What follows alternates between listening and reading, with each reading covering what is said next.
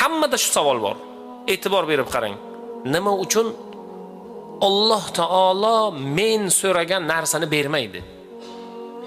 Nimaga siz aynan bir narsa so'rayapsiz? Nimaga aynan siz so'rayotgan narsani Alloh taolo bermayapti?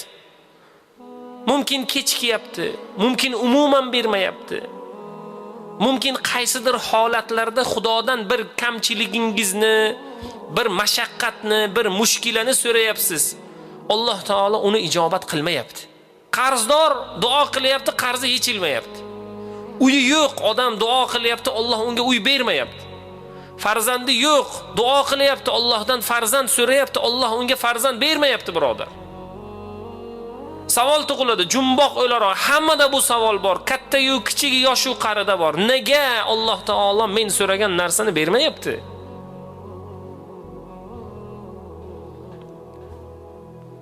Ularga shunday javob beramiz. Shifokor kasal bo'lganingizda siz xohlagan dorini bersa, tuzalasizmi? Yo'q. Bolangiz kasal. Nimani xohlaydi? Shirinlik xohlaydi. Shirin dori xohlaydi. Lekin shirinlik va shirin dori uni tuzatmaydi, birodar. Uni shifo topishi uchun, uni davolanishligi uchun achchiq dori kerak.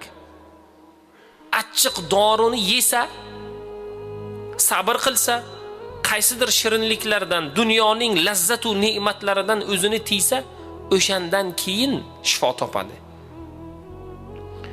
Siz voqelikka imkoniyatlaringiz cheklangan odamdek ko'rinasiz, ammo Alloh taolo barcha ishlaringizni mukammal ilm, mukammal qudrat ila Alloh taolo boshqarib taqdir qilib qo'ygan.